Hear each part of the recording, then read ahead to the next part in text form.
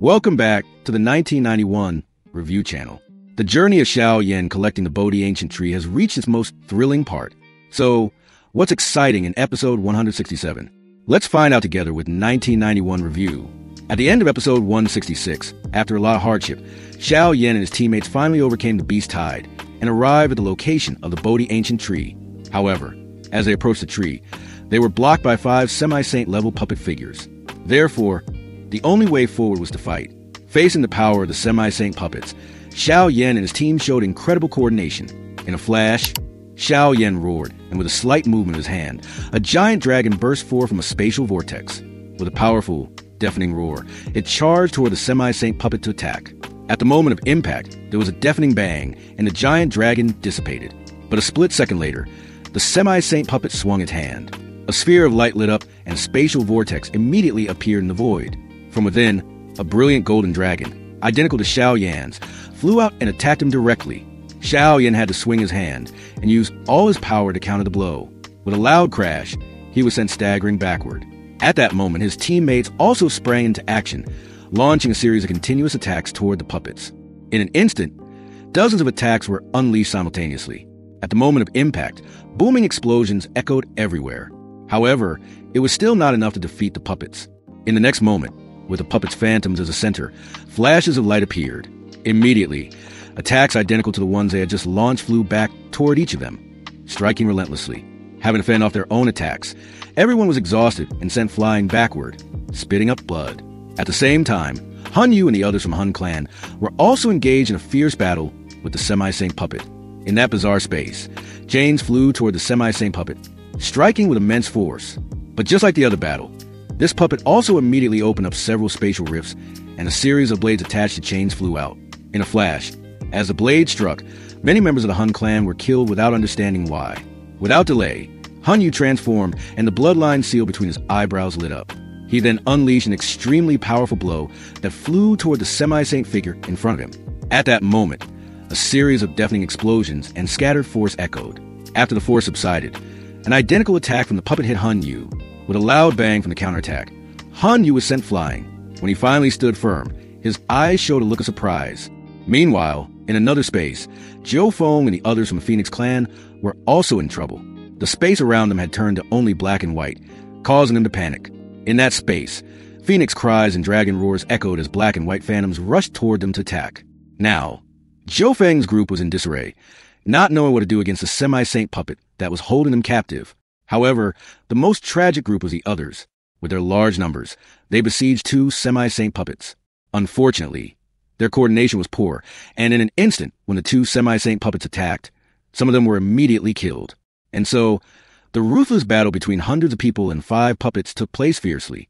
After a while of fighting, Xiao Yan realized that the semi-saint puppets could copy all techniques. However, he was sure that the puppets couldn't copy his adamantite glazed body. This was their chance to win. Thinking this, Xiao Yan's eyes lit up and a giant, golden phantom appeared, standing tall in the void. At that moment, the phantom's entire body erupted with astonishing power, and force continuously spread all around. Finally, with a roar, the giant phantom raised its hand, a fist gathering terrifying power. Xiao Yan then powerfully struck straight toward the semi-saint puppet. Seeing this, the puppet on the other side immediately used a protective shield. In a flash, a wall was erected in the void. At the moment of impact, there was a loud bang, and the semi-saint puppet was immediately sent flying backward. At the same time, Sun and Gu Qingyang also attacked together. As the 2 formed seals with their hands, they unleashed a powerful attack called Great Annihilation Finger. In the sky, Kai Lin, Little Fairy Doctor, and Qing Lin quickly converged a dazzling pillar of lightning and sent it toward the puppet's head.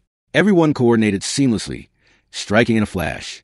A series of terrifying attacks simultaneously hit the semi-saint puppet's head. At the moment of impact, there was a loud boom, and an astonishing vibration erupted all over the place. Cracks appeared on the puppet's body. Finally, before everyone combined power, the puppet exploded in midair, creating a violent shockwave. Seeing the figure disappear, everyone stopped and breathed a sigh of relief. At this point, Xiao Yan looked at everyone and said, "Everyone, quickly recover. I'll guard you." Hearing this, everyone quickly swallowed their pills and sat down to meditate and heal their injuries. Meanwhile, Sun went to Xiao Yan's side, her eyes looking at the other battles as she softly said, "Brother Xiao Yan, do we need help?" "No, Let's take care of ourselves first, he replied. This Bodhi ancient tree is more bizarre than I expected. It looks like we need to be very careful this time. Just as he finished speaking, a low sound suddenly echoed from a distance. As expected, it was the roar from Han Yu's fist. With just one full power strike, Han Yu had finished off one of the semi-saint puppets. He was indeed not to be underestimated. After that strike, Han Yu took a deep breath, looked up at Xiao Yan with a slight smile, and then turned his gaze toward the ancient tree.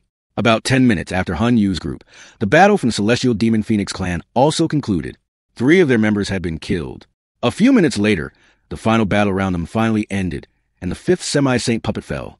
At this point, Xiao Yan's eyes also turned toward the Bodhi ancient tree, and he said, "The next dangers will surely be even greater. If your strength hasn't reached the 6-star Do Zun level, it's best to stay here and not go any further." As soon as he finished, an elder from the Hua sect spoke up. "Sect Master, we will stay here with Yen Ran. You and young Pavilion Master should go in." Hearing this, Yun Yun nodded slightly and replied, "You all must be careful." Just as she finished, Xiao Yan looked at the huge tree trunk of the Bodhi ancient tree and said, "The Bodhi heart is in there. Let's go." As soon as he finished, his body shot toward the ancient tree like a bolt of lightning. In the distance, seeing that Xiao Yan's group was trying to take the opportunity to enter first, Han Yu and Jiu Feng couldn't hold back any longer. Despite their injuries not being fully recovered, both led their people toward the giant tree. When everyone got close to the base of the 100-meter-tall Bodhi ancient tree, it suddenly erupted in a dazzling light that enveloped and immediately pulled everyone inside. In a flash, they all disappeared. A few seconds later, Xiao Yan found himself in a desolate, dark place with no one else around. In front of him was just a bare, black tree.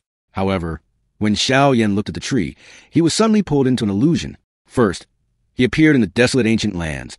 Then he was fighting a beast tide with the power of a Do Shang. This scene made him overjoyed.